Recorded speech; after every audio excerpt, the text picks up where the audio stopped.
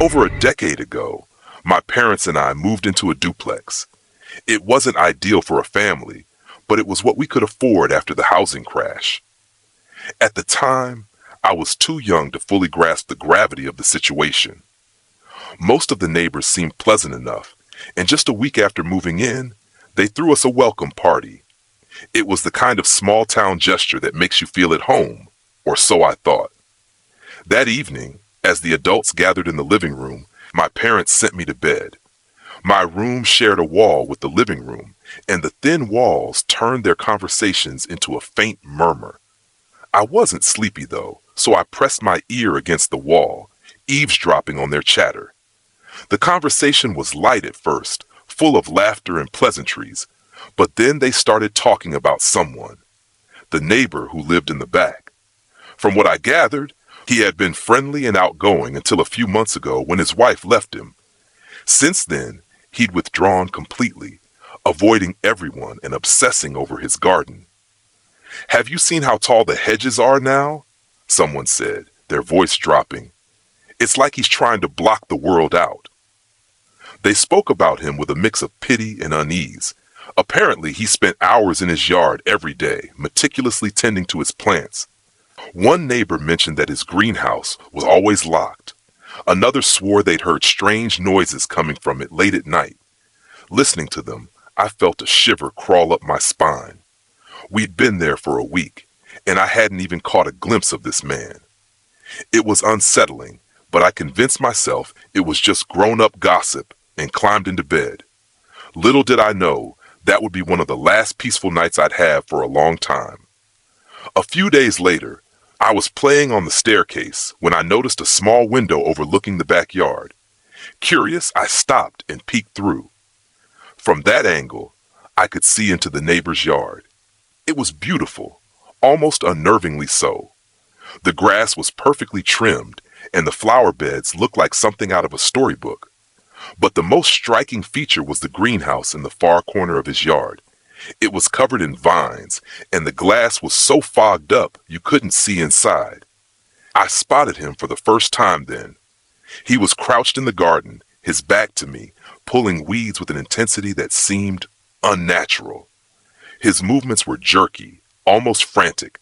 Something about the scene felt off, but I couldn't put my finger on it. I watched him for a while before moving on.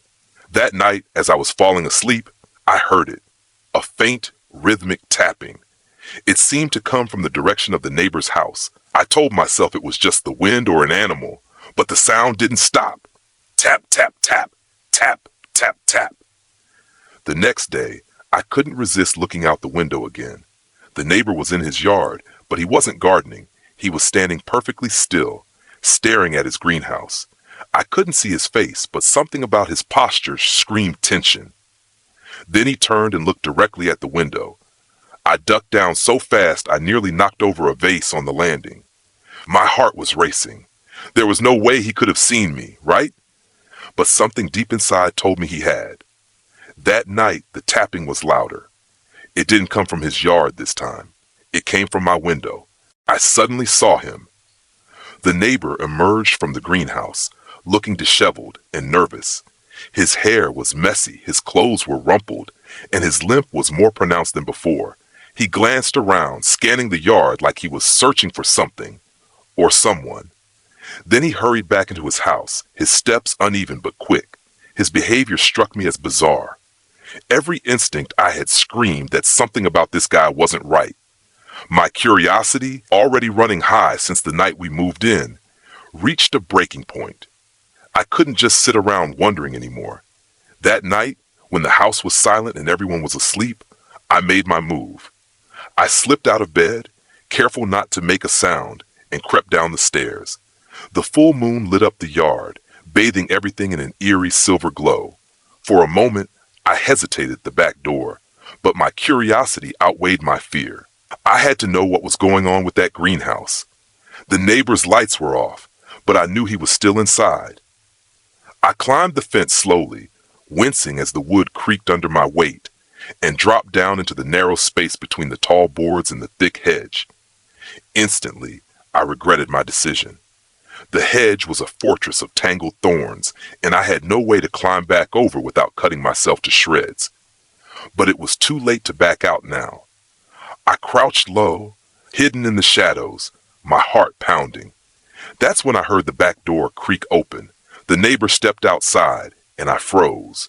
He was different now. Gone was the jittery, nervous man from earlier. He wore a crisp black suit, the kind you'd see at a formal event, and was adjusting his tie with meticulous care. He seemed calm, too calm, and yet there was a tension in his movements, as though he was holding something back. He crossed the yard with purpose, heading straight for the greenhouse. I watched from the shadows as he unlocked the door and stepped inside. For a moment, the night was quiet again. Then I heard it, soft giggling, followed by low, incoherent mumbling. It was the kind of sound that makes your skin crawl. The laughter was childlike, almost playful, but the way it broke into manic whispers made my stomach twist. I crept closer, my movements slow and deliberate, careful not to make a sound. Through the fog glass of the greenhouse, I could just barely make out his silhouette. He was pacing now, his hands gesturing wildly as he spoke to no one. Or at least, that's what I thought until I noticed something move inside the greenhouse. It was subtle at first, just a flicker of motion near the ground. Then I saw it clearly, something long and thin slithering across the floor. My breath caught in my throat. Whatever it wasn't human.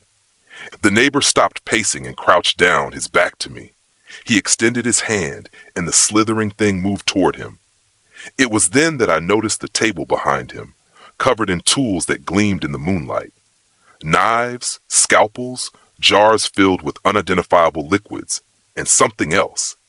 Something wrapped in what looked like burlap, its shape unmistakably human. The neighbor began humming softly, a tune so off-key it sent chills down my spine. He carefully unwrapped the burlap, revealing a porcelain doll. But it wasn't like any doll I'd ever seen.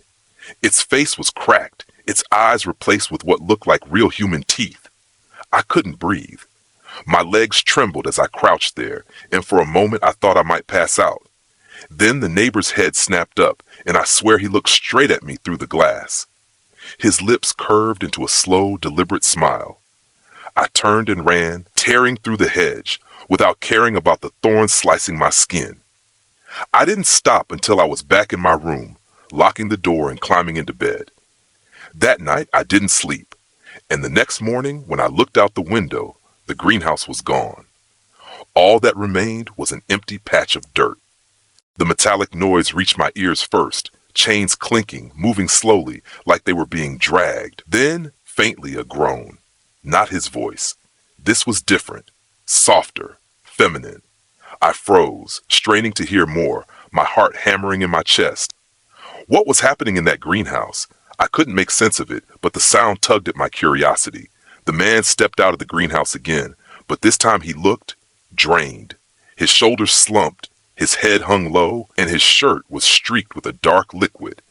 In the pale moonlight, it shimmered unnaturally. My mind jumped to the worst conclusion. It wasn't dirt. It looked like blood. I stayed rooted in place, my breath shallow as I watched him shuffle back into his house.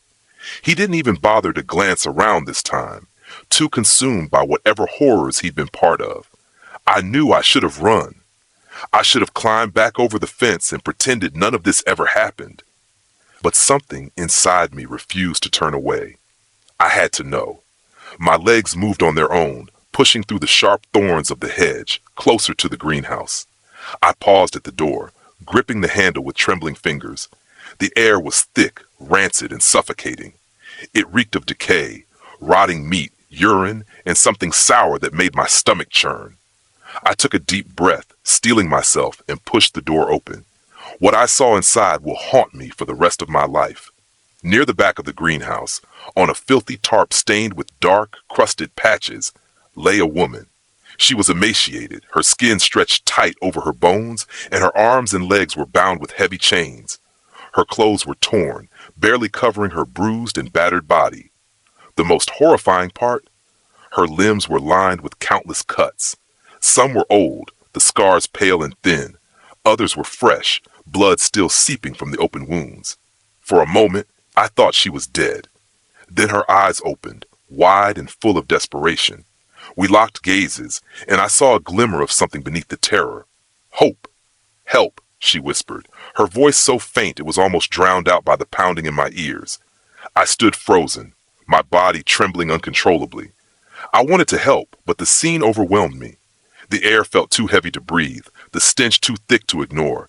My mind screamed at me to move, to do something.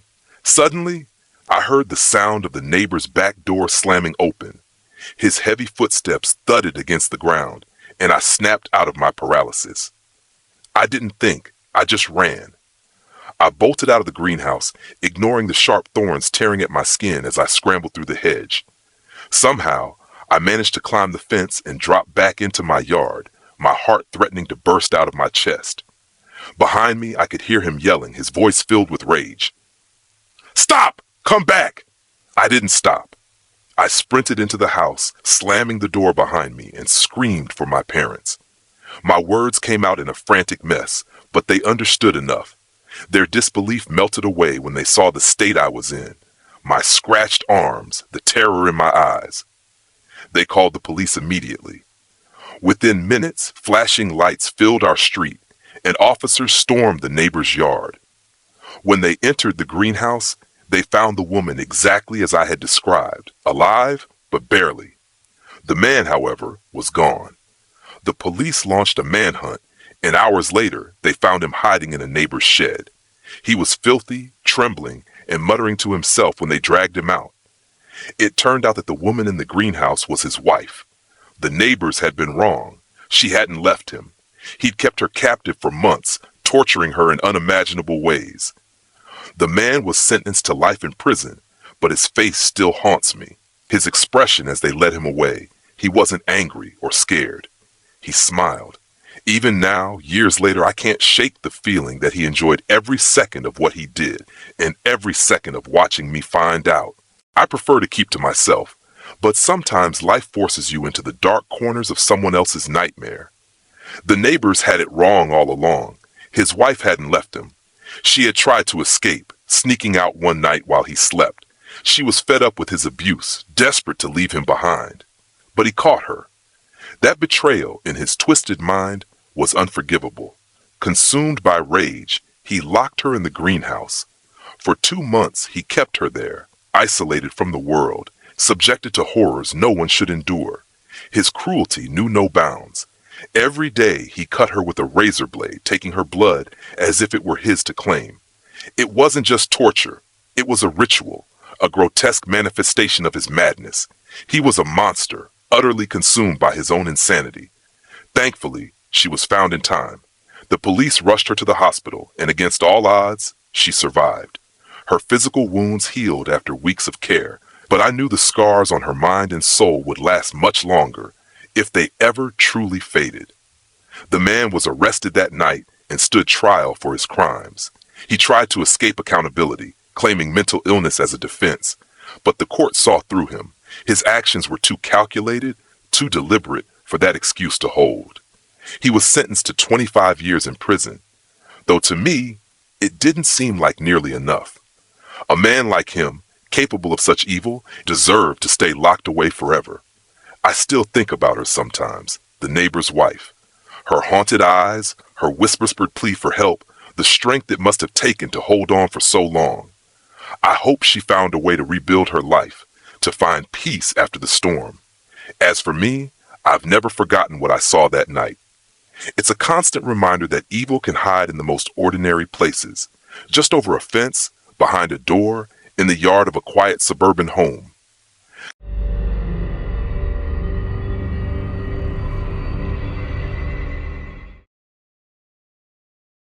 When I moved into that quiet cul-de-sac, I thought it was the perfect escape, the kind of place where nothing ever happened, where the biggest drama was who forgot to mow their lawn.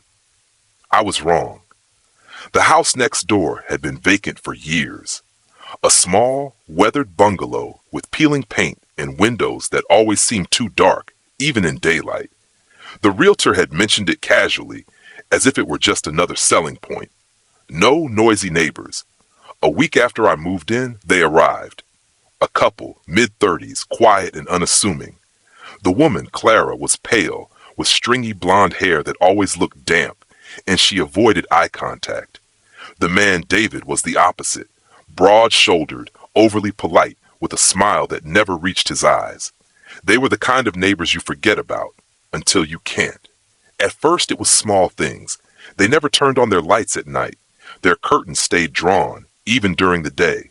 I rarely saw them leave, and when they did, it was always together, as if one couldn't survive without the other. I tried to be neighborly, brought over cookies, offered help with their garden, even invited them over for coffee. They always declined, but not rudely, just distantly. Clara would mumble a thank you, while David would flash that same empty smile. But the noises started a month later. It was subtle at first, a rhythmic tapping against the shared wall late at night. Tap, tap, tap.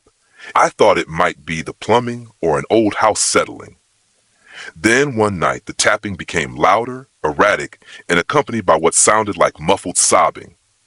I put my ear to the wall, heart pounding. It was Clara.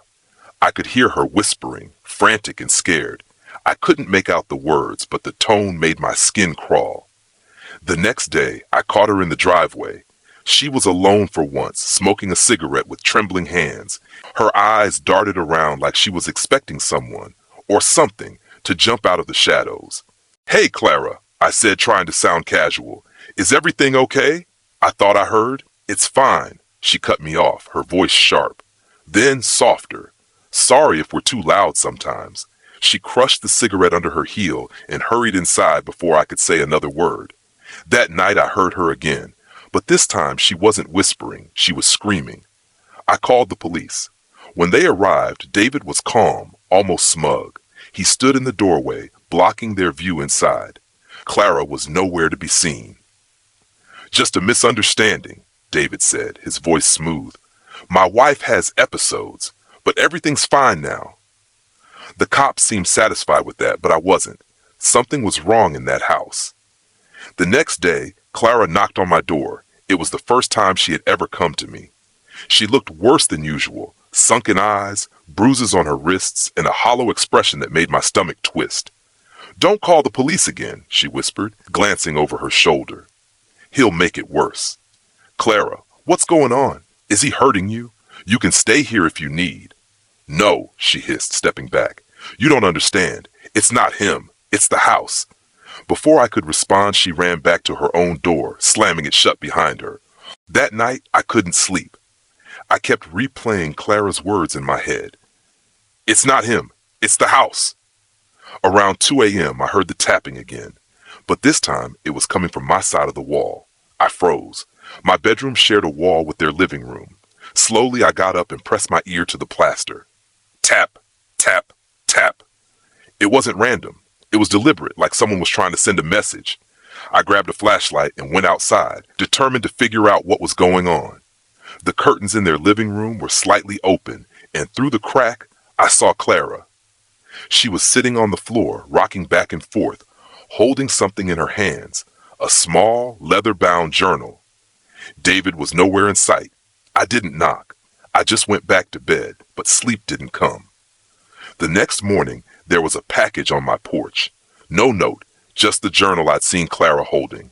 Inside were pages and pages of frantic handwriting, some of it smeared, like she'd been crying while writing. He found the room. It told him what to do. I can't leave. It won't let me. He's just the first. There will be others. There were sketches, too, of the house, but different. The walls had symbols etched into them. The windows were boarded up, and in the basement, there was a strange circular design on the floor. One entry stood out. "If you hear tapping, don't answer. If you feel it watching, don't look. It wants you to see it." That's how it starts. I didn't know what to think.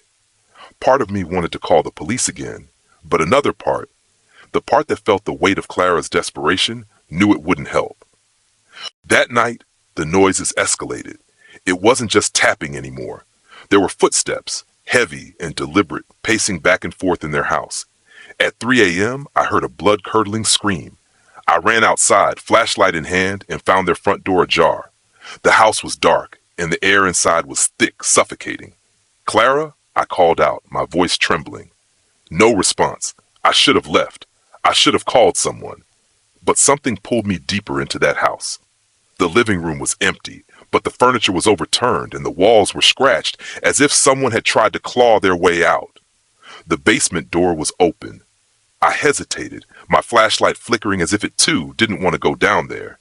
But then I heard it. Clara's voice, faint and broken. "Help me." I descended the creaking stairs, each step feeling like it would be my last. The basement was cold, far colder than it should have been.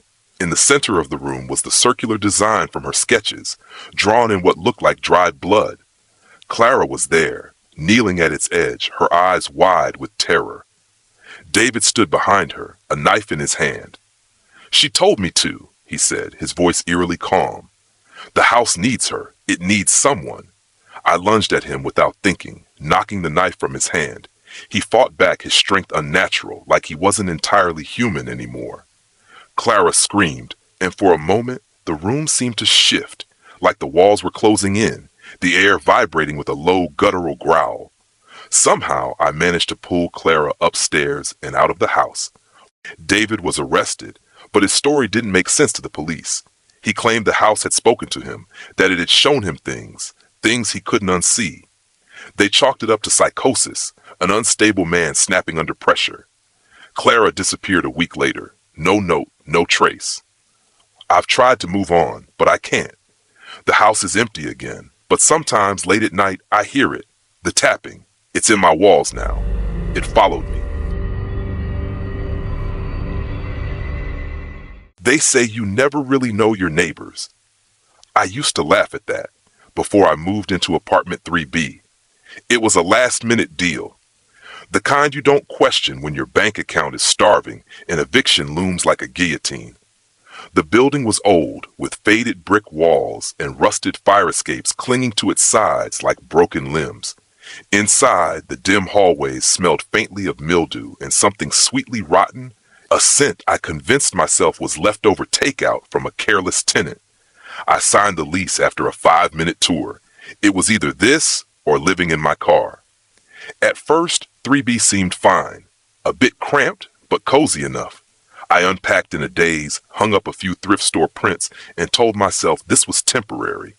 Just a stepping stone until I could afford something better. My first night there, I barely noticed the strange noise, an intermittent thud behind the bedroom wall. It came every few hours, faint and distant, like someone dropping a book or tapping a broomstick. Old building, I muttered to myself, pipes or rats or whatever.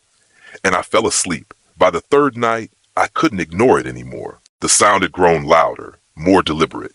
It always started around midnight, a low, rhythmic thump that seemed to resonate right through my spine. I pressed my ear to the wall, trying to pinpoint its source, but it was muffled, just on the edge of discernibility. I knocked back, half expecting a neighbor to respond. Instead, the noise stopped abruptly, leaving an unsettling silence in its wake. The next morning, I ran into my downstairs neighbor in the lobby. Her name was Marcy, a middle-aged woman with tired eyes and an overenthusiastic Yorkie named Buttons. She was the kind of person who lingered too long in conversation, as if she didn't have anywhere else to be. When I mentioned the noise, her expression tightened. "Oh, that's probably coming from 3C, she said, lowering her voice like she was telling me a secret. "Weird guy lives there. Never seen him during the day. Keeps to himself."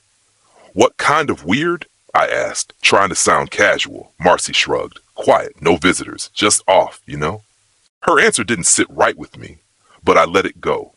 Everyone's got their quirks, right? That night, I stayed up, waiting. Midnight came, and so did the sound. This time it wasn't just thumps. There was scraping, like nails dragging across drywall. I turned off my lights, sat on the edge of my bed, and listened intently, my pulse thudding in time with the noise. The air in the room felt heavier somehow, like the walls were closing in. I tried knocking again, louder this time. "Hey!" I called out, my voice trembling despite my best efforts to sound firm. "Cut it out!" The sound stopped, just like before, but then, for the first time, I heard something else, a whisper. It was faint, barely audible, but it was there. A breathy, broken murmur, too soft to make out words. I froze, my hand still pressed against the cold wall. It didn't sound like it was coming from 3C. It sounded closer, like it was inside my apartment. I turned on every light and searched the place top to bottom, heart hammering in my chest. The closet was empty. The bathroom, too. I even checked under the bed, half expecting to find someone crouched there with a knife. Nothing. Just me and my wild imagination. But when I returned to bed, I noticed something I hadn't before. Near the baseboard, right where the wall met the floor, the wallpaper was peeling. A small patch of plaster had crumbled away, leaving a dark gap about the size of a quarter. I crouched down, squinting into the hole, but it was too dark to see anything. The air that drifted out was cool and stale, carrying that same sickly sweet odor from the hallway. I covered it with duct tape and went to bed, telling myself I'd call the landlord in the morning. I didn't sleep a wink. The landlord, of course, was useless.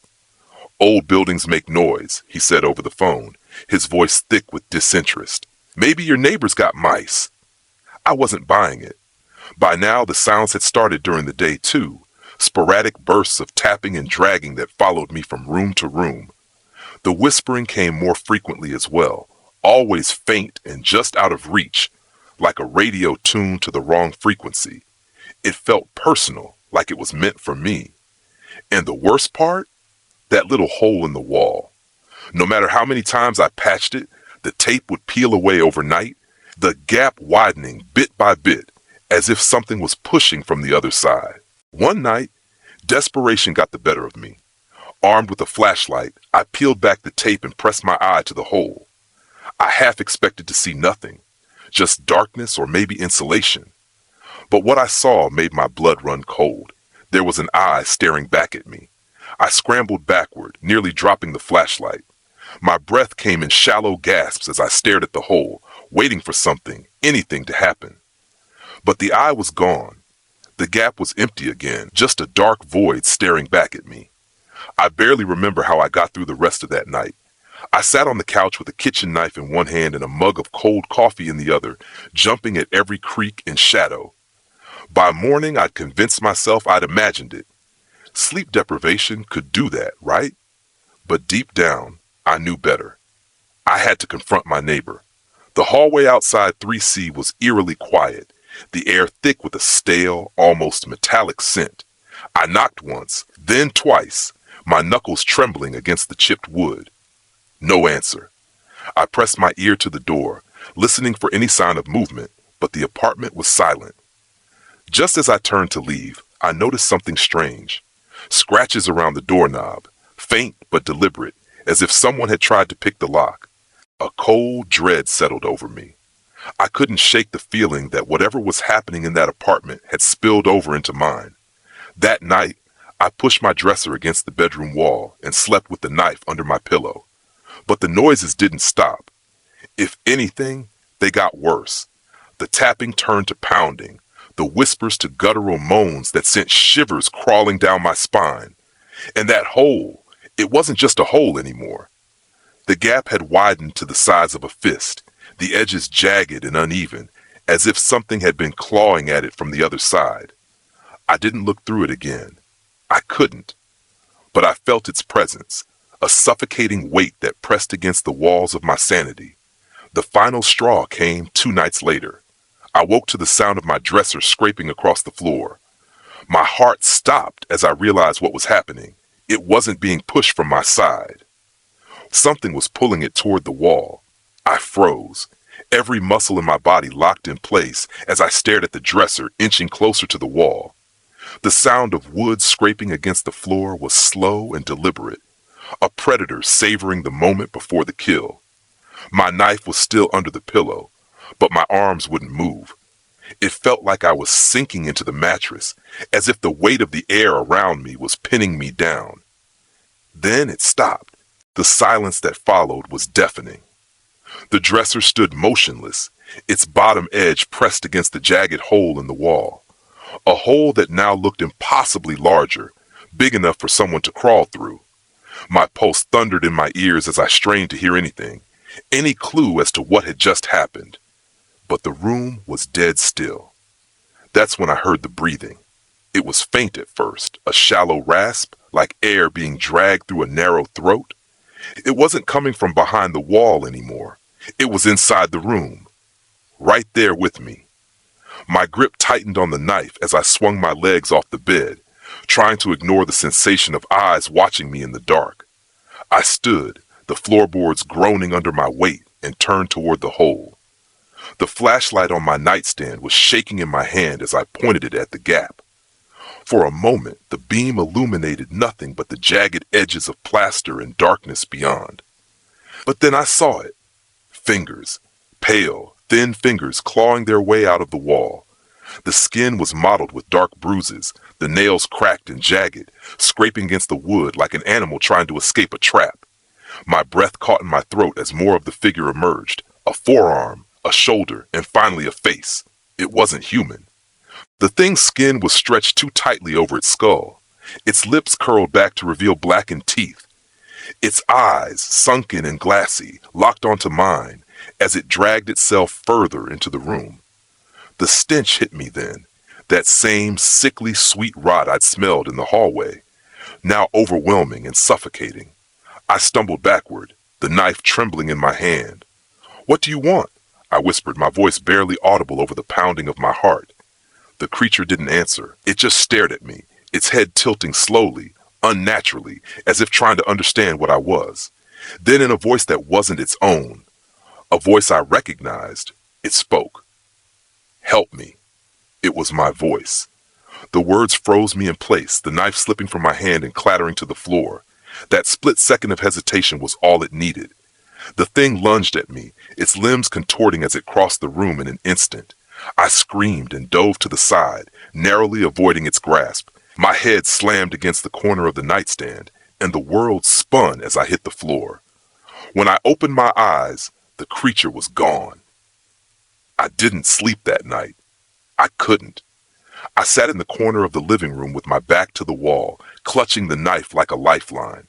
Every creak and groan of the apartment made my skin crawl, my eyes darting to the bedroom door, half expecting the thing to come crawling out again. But the hours dragged on, and the room remained still. At dawn, I decided I couldn't stay there another second. I threw some clothes into a duffel bag, grabbed my keys, and bolted out the door without looking back. As I reached the stairwell, I almost collided with Marcy, who was taking Buttons out for his morning walk. Her face lit up with surprise, but her expression quickly turned to concern when she saw mine. "Are you okay?" she asked, her voice tinged with genuine worry. I wanted to tell her everything. I wanted to scream about the noises, the hole, the thing that had crawled out of my wall. But the words wouldn't come. I just shook my head and muttered, "I can't stay here." Marcy nodded slowly, her brow furrowed. "You're not the first, you know," she said softly. "The last guy in 3B, he left in a hurry too, didn't even take his stuff." Her words hit me like a punch to the gut. I stared at her, my mouth dry. "What happened to him?" Marcy glanced over her shoulder, as if checking to make sure no one else was listening. "No one really knows," she said, "but the landlord found something weird after he left. A hole in the wall, just like you described. And inside," she hesitated, her voice dropping to a whisper, "they found teeth, human teeth." I didn't wait to hear the rest. I shoved past her and ran down the stairs, out into the cold morning air.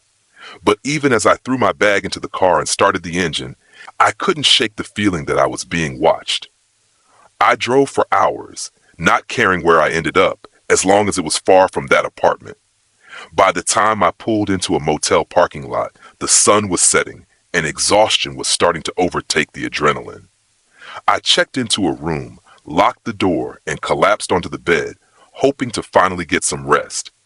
But sleep didn't come. The motel room was too quiet, the shadows too long. I kept hearing faint noises, the hum of the air conditioner, the distant rumble of passing cars. But none of them explained the faint tapping that seemed to echo from behind the headboard. I told myself it was just my imagination, that I was still rattled from what had happened in 3B.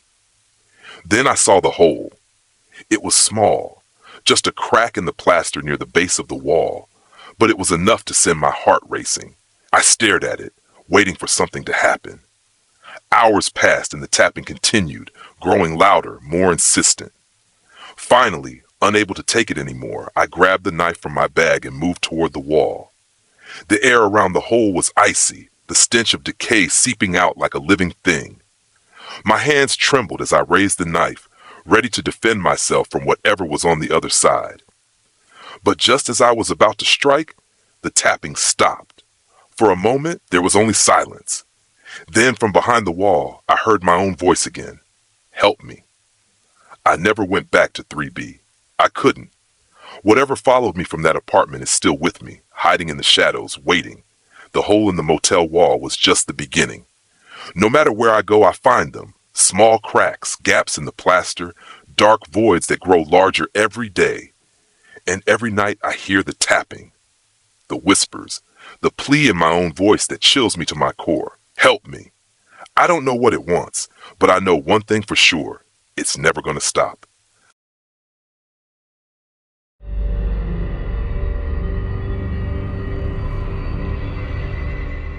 When I first moved to San Pedro, California, it was supposed to be the start of a new chapter in my life.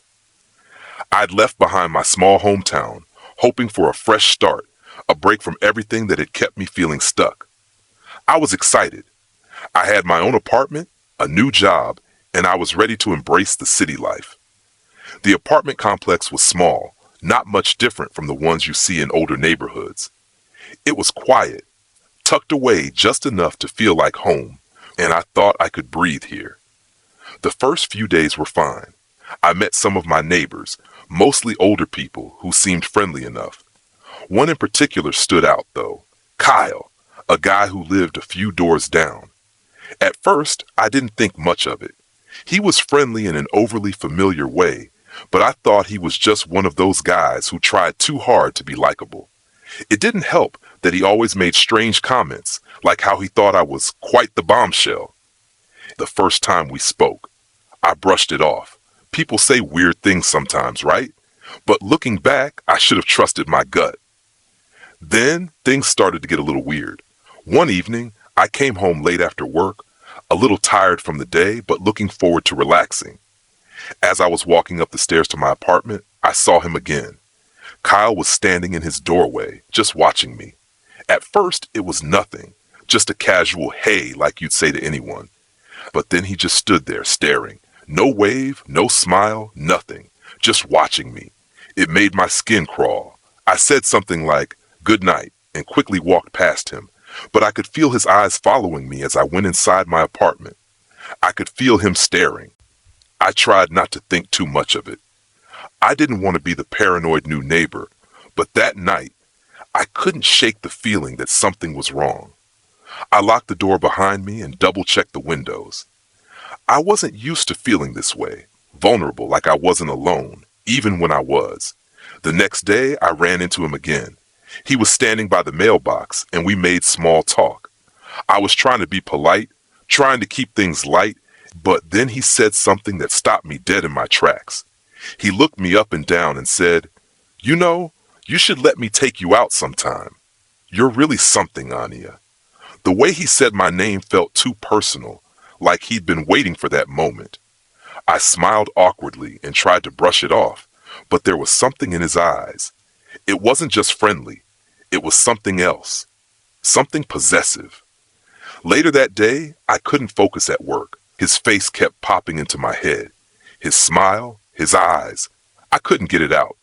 I decided to go out for a drink with a few colleagues to distract myself, hoping that maybe, just maybe, I was overthinking things.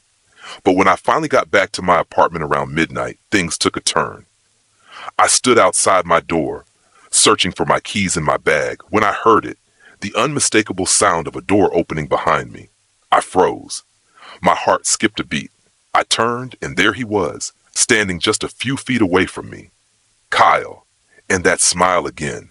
It was different this time, darker, like he knew something I didn't. "Hey, Anya," he said, stepping closer. I couldn't move. His presence was suffocating. "You all right?" "You look a little off." I forced a smile, taking a step back, trying to put distance between us. "I'm fine," I said, but my voice shook, just looking for my keys. But it wasn't just his proximity that made my stomach twist. It was the way he was looking at me. His eyes locked on mine with an intensity that made me feel like I was being weighed, measured, as if I was a puzzle he was trying to solve, piece by piece. Before I could turn away, he stepped forward again, closing the distance. "You know, Anya," he said, voice low, almost too soft, "if you ever get tired of being alone, you can always come over. I've got everything you need. You're not as tough as you think." My heart hammered in my chest. The air around us thickened, and I felt a chill run down my spine. Not as tough as I think? What did he mean by that? I backed away, eyes darting around, looking for any way out of this moment. "I don't need anything, Kyle. I'm fine, really." I didn't know if I was trying to convince him or myself, but he wasn't listening. He just kept smiling, that twisted grin widening. "You sure? You're not looking too great. You should let me take care of you." It was the way he said it, like I had no choice, like it was already decided. "Look," I said, forcing myself to sound firm, "I don't want anything from you, Kyle. Please, just leave me alone." But instead of stepping back, his grin deepened. His voice dropped even lower, barely above a whisper. "You can't get away from me, Anya. Not now. Not ever." A cold shiver ran through me, and for a moment I thought I might actually pass out from fear. This wasn't just uncomfortable anymore. This was dangerous. Before I could even react, Kyle reached out and grabbed my wrist. His fingers were like a vice pulling me toward him. My body froze, panic surging through my veins. "Let go!" I shouted, struggling to break free, but his grip only tightened. With all the strength I had left, I yanked my arm away, stumbling backward until I collided with the door frame. My hand scrambled for the doorknob, and with shaking fingers I managed to unlock it, practically falling inside. I slammed the door shut, my chest heaving. For a long moment I stood there, my back pressed against the door, trying to steady my breath. His words echoed in my mind, over and over again. "You can't get away from me." But I wasn't sure if it was the fear or the alcohol still buzzing through me that made me feel like I was losing my grip on everything. What had just happened? Why did it feel like I wasn't in control of my own life anymore? Was he just playing a sick game, or was something far worse going on? I didn't know. All I knew was that I couldn't breathe. "Hey, Anya," he said, moving way too close for comfort. He was so close I could feel his breath on my skin. "You sure you're all right? You look a little messed up right now." I stepped back, my hands shaking. I tried to play it off, tried to sound casual like nothing was wrong. "I'm fine, just looking for my keys," I said, forcing a smile, but inside I was panicking. I could feel the tension in my body like a rubber band about to snap. His next words made everything feel like it was closing in around me. "You don't need to look for your keys, Anya. You can stay with me. No need to go back to your place alone tonight." I felt trapped. I had to get away from him. But I didn't want to be rude or cause a scene.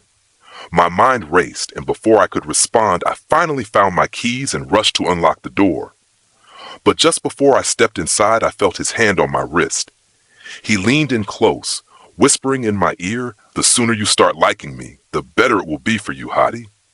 His words were like ice in my veins. I wanted to scream, to push him away, but I was paralyzed. I yanked my arm away and slammed the door behind me, my heart pounding in my chest. That night, I didn't sleep. I couldn't. His words kept replaying in my head. I felt like I was losing my grip on everything. What had just happened? Was it a threat? Or was I reading too much into it? I didn't know. All I knew was that I felt alone and helpless in a place that was supposed to be my safe haven. I wanted to call the police, but what would I even say? That a guy made me feel uncomfortable?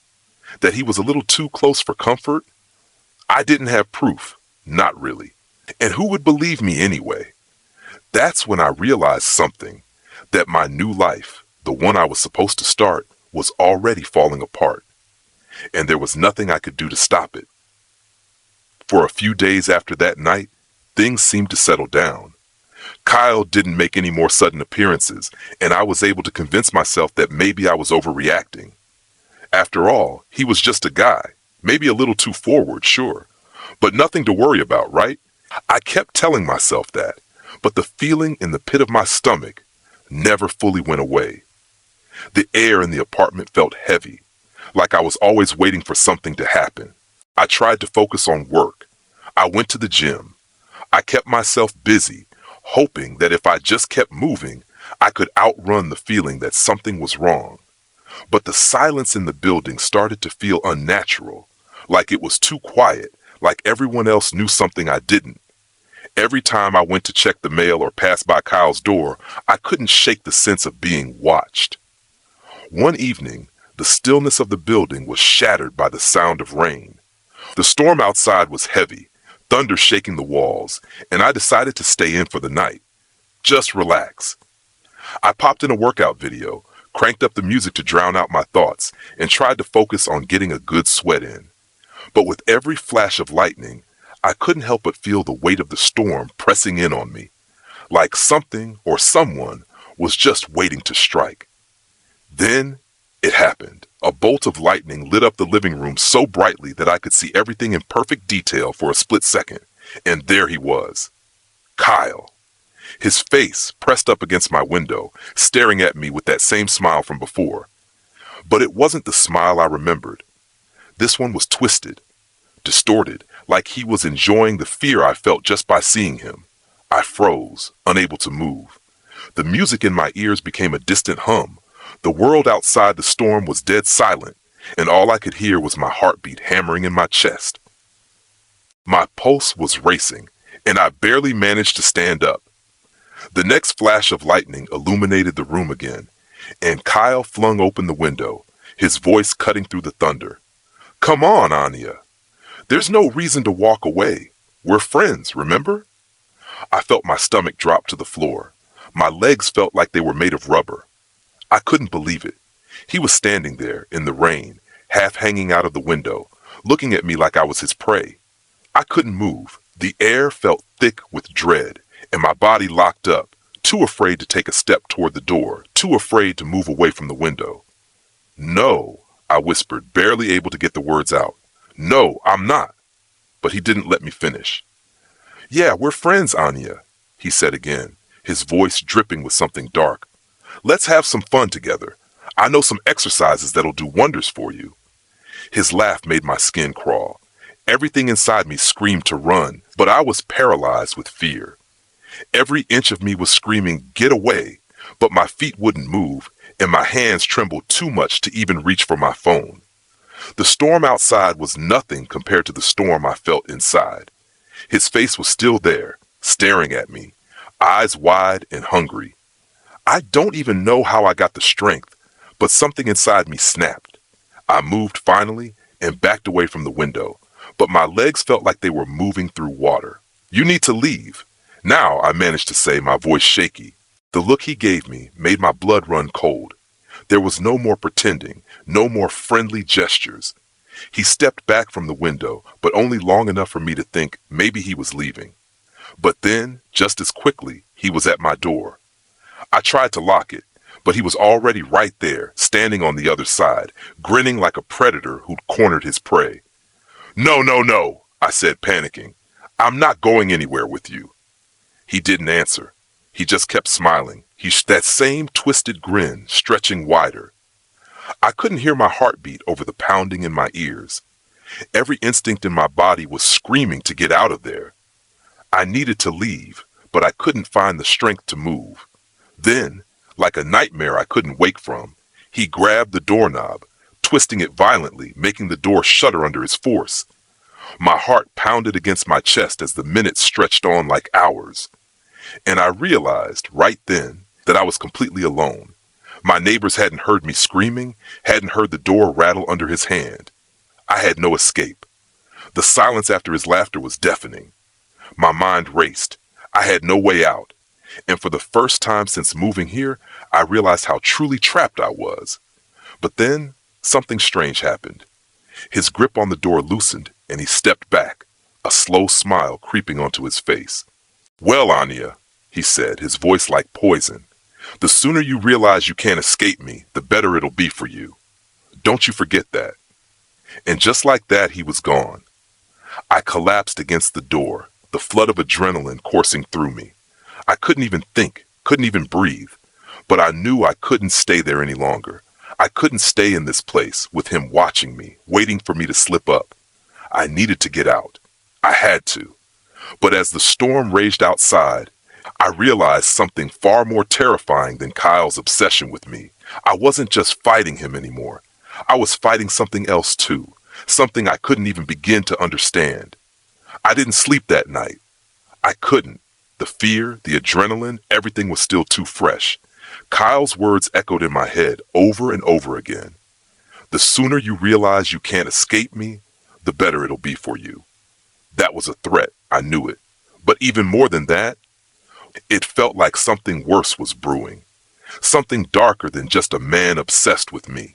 The next few days were a blur. I told myself I needed to get out, but I couldn't bring myself to leave just yet. I felt too trapped, like I was being pulled back into the same nightmare every time I thought about leaving. I kept telling myself, this is fine. Just get through today. Just breathe. But the feeling of being watched never left me. Every creak in the building made my heart race. Every shadow felt like Kyle, lurking just out of sight, waiting for the right moment to strike. Then, things got stranger. I started noticing that my neighbors, the family next door, had gone completely silent. At first, I thought maybe they'd gone on vacation. Their two kids who used to be so loud were no longer running around the house, and their dogs had stopped barking. The house was eerily quiet, like it had been abandoned. I kept looking out the window, waiting for them to return, but the days passed and nothing changed. I hadn't seen them, heard them, nothing. I couldn't help myself. My curiosity got the better of me, and one evening, I decided to check it out. I stood at the door of their apartment, looking through the small gap where the door didn't quite meet the frame. The silence felt like a weight pressing down on me, and when I peered inside, something didn't seem right. I could see children's shoes scattered on the floor, a toy truck turned on its side, a faint light flickering from the hallway. The place felt wrong. I opened the door just a crack. Hesitant, my stomach twisting, a cold breeze rushed past me, chilling me to the bone. It wasn't the usual draft. This felt different, like something was pushing its way through. My breath caught in my throat. For a split second, I thought I saw something, a dark, moving shape in the kitchen. Not a person. No. It wasn't a person. It was something darker, something thicker. A shadow, but not a shadow. A presence. I slammed the door shut, my heart hammering in my chest. I felt lightheaded, like the ground beneath me wasn't steady anymore. I ran back to my apartment, locking the door behind me. But the thing that had been haunting me, the feeling that something was wrong, was no longer just a feeling. It was real. That night, after the sunset and the storm clouds rolled back in, the noises began. They started faintly, scratching, tapping, like something was moving behind the walls. It sounded like something clawing, scraping. I tried to ignore it at first, but the noise grew louder, more insistent. My nerves were shot. I couldn't escape it. It was like the walls themselves were alive and they were closing in on me. I had to do something. I had to know what was happening. I grabbed my phone, my hands shaking, and started searching through the apartment for the source of the sound. It seemed to be coming from the closet. At least that's where it was loudest. I opened the door, holding the phone's flashlight in front of me, my heart racing as I shone the beam around the small space. Nothing. But the sound didn't stop. It was coming from behind the walls. It wasn't just the house. It was something inside it, pushing, scratching, like it was trying to break through. That's when I heard it. A loud bang followed by a shrill, unnatural sound. I turned quickly, and there, standing in the doorway of my apartment, was Kyle. I froze. His eyes were wide, almost manic, and his grin was more twisted than I'd ever seen. "You didn't think I'd leave you alone, did you, Anya?" he whispered, his voice a low, dangerous hum. I could barely hear it over the sound of my pulse pounding in my ears. "You've been avoiding me, but I know where you are. I always know where you are." I stumbled backward, shaking my head, trying to find my voice. No, no, get away from me. I don't want any part of this. Please. Kyle stepped forward, his eyes fixed on mine with a wild intensity. You can't escape me, Anya. Not now, not ever. I didn't wait for him to get any closer. I ran past him, down the hallway, towards the front door. My hands fumbled for the lock, and just as I was about to open it, I heard the unmistakable sound of Kyle's footsteps behind me. Then the apartment went dark. Completely. I don't even know how the lights went out. One moment I was fumbling for the door, and the next I was plunged into blackness. But I didn't need light to know what was happening. I heard Kyle's voice again, just a whisper now, a growl in his throat. You should have stayed with me, Anya. I bolted through the door and ran outside, my heart in my throat. The street was empty, but I didn't care. I didn't look back. My legs were moving before I even realized it, and I kept running, just running, until I reached the police station. They didn't believe me at first. They thought I was just another scared woman, crying wolf. But when they checked the building, they found something worse. The neighbors, the family that had disappeared, weren't just gone. They were gone. There were signs of struggle, broken furniture, and something worse in the walls. Something that could only be described as wrong. They found Kyle there too, hiding in a crawlspace covered in dirt and blood. He was arrested, and later they found more victims. But the worst part? The dark figure I'd seen in the house. What was it? A shadow? A ghost? It never left. The police never figured it out. And I never really felt safe again. Even now, I can't shake the feeling that Kyle's voice is still following me. The things in the walls, the scratching, the darkness, it's all still out there. And I'm not sure if I'll ever escape it. So if you're listening and you're thinking about moving to a place that feels a little too quiet, a little too perfect, just remember, sometimes the things you fear aren't people. Sometimes there's something worse.